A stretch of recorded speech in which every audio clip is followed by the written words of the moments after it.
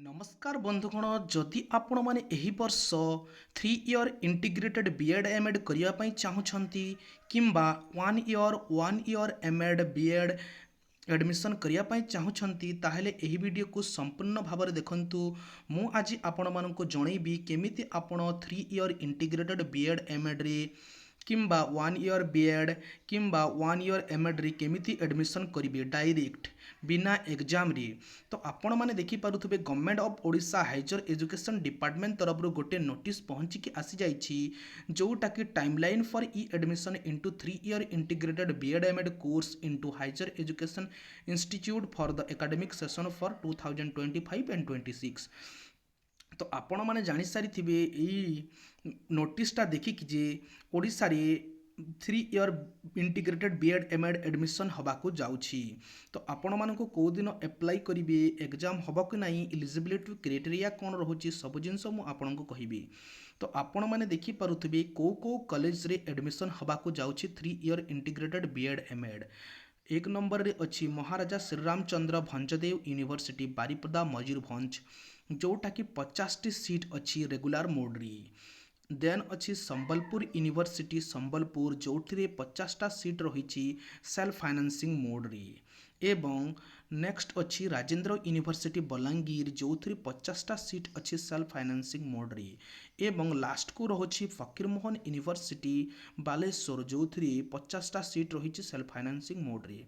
तो आपण माने जदि एडमिशन करिया पई चाहुछंती एही चारिटा यूनिवर्सिटी रे एडमिशन करिकी आपणकर 3 year integrated BEd MEd course करि परिबे। तो एथि पई एलिजिबिलिटी क्राइटेरिया कोन रहुछि एथि पई एलिजिबिलिटी क्राइटेरिया एटा रहुछि पोस्ट ग्रेजुएट माने आपण पीजी पास करिथिबा दरकार। आपण जो सब्जेक्ट रे हेले साइंस किंबा सोशल साइंस सब्जेक्ट किंबा ह्यूमैनिटीज जो सब्जेक्ट रे आपण पीजी कंप्लीट करिथिबा दरकार एवं आपणकर पीजी रे 50% मार्क्स एबव थिबा दरकार ताहेले जाई आपण 3 year integrated BEd MEd course पाई एलिजिबल हेई परिबे। तो आपण माने देखि पारुथिबे को दिन रु आपण अप्लाई स्टार्ट हबो आपणकर 3 इयर इंटीग्रेटेड बीएड एमएड जोटा कि availability of online common application form CF on the website of samsodisha.gov.in। तो samsodisha.gov.in रे आपण माने जाइकी एडमिशन करि परिबे। 4 अगस्त 2025 रु 11टा AM रु मंडे ठारू तार ऑनलाइन एप्लीकेशन स्टार्ट हो जाउछि एवं लास्ट डेट रही 17 अगस्त 2025 11:45 संडे दिन। तो आपण माने जाइकी ऑनलाइन अप्लाई करि दियंतु एवं एडमिशन नहीं जानतु जोटा कि फास्ट राउंड सिलेक्शन आसीबार अछि 22 अगस्त 2025 फ्राइडे दिन जोटा फास्ट राउंड फास्ट सिलेक्शन आपणकर आसीबो। देन आपणकर एडमिशन हैला परे सेकेंड एवं फाइनल पब्लिकेशन अलॉटमेंट सीट रहिबो 1 सेप्टेम्बर 2025 रे। बुझिपारे तो देन आपणकर क्लासेसटा स्टार्ट हो वेटिंग लिस्टा आसीबो। देन एडमिशन सरला परे आपणकर क्लासेसटा स्टार्ट हो 8 सेप्टेम्बर रु। तो यही थिला इंटीग्रेटेड बीएड एमएड 3 इयर रो जोटा एडमिशन स्टार्ट हो ऑनलाइन एप्लीकेशन स्टार्ट हो 4 अगस्त रु। तो आपण माने जाइके सेम्स पोर्टाल माध्यम रे अप्लाई करिवे। तो वर्तमान मु आपण को कहिबी कि 1 इयर बीएड एवं 1 इयर एमएड एडमिशन केबे होबाकू जाउछि। तो आपण माने देखि पारुतबे स्क्रीन ऊपर national council for teacher education department रु एनसीटी डिपार्टमेंट रु गोटे ट्वीट करा हितला जोटा कि एनसीटी न्यूज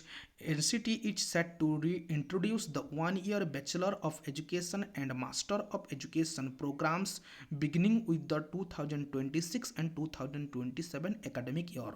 तो एथिरो आपण माने बुझी पारुथबे कि एई वर्ष 1 इयर बीएड एवं 1 इयर एमएड आसीबार नाही। 2026 रु 2027 सेशन मध्य 1 इयर बीएड एवं 1 इयर एमएड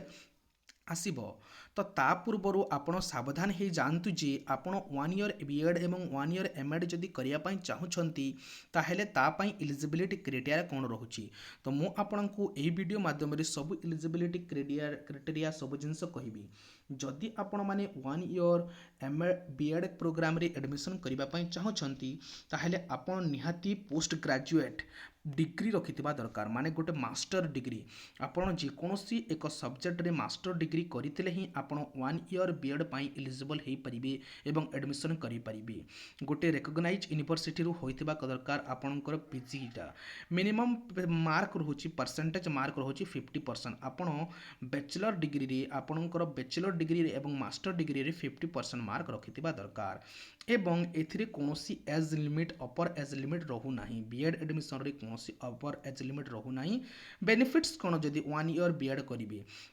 ताहले आपण 1 ईयर जदि बीएड करूछंती आपण एलिजिबल हेबे टीजीटी एवं पीजीटी टीचर्स पाई तो आपण माने एथिरु बुझी जाइथिबे मु जहा कहिली तो आपण जदि 1 ईयर बीएड एडमिशन करिया पई चाहुछंती सेटा ताहले नेक्स्ट ईयर ही लॉन्च होउची जोटा एनईपी 2020 एनईपी 2020 एजुकेशन माने एजुकेशनल जो आमर नेशनल एजुकेशन पॉलिसी रही ता हिसाब रे एडमिशन हबो तो देन आपण जदि 1 ईयर एमएड प्रोग्राम रे एडमिशन करिया पई चाहुछंती इंडिया रे ताहेले को कॉलेज अवेलेबिलिटी अछि एवं कोठी आपण केमिति प्रोसेस रे एडमिशन करिवे सेटा मु आपनको जणुछि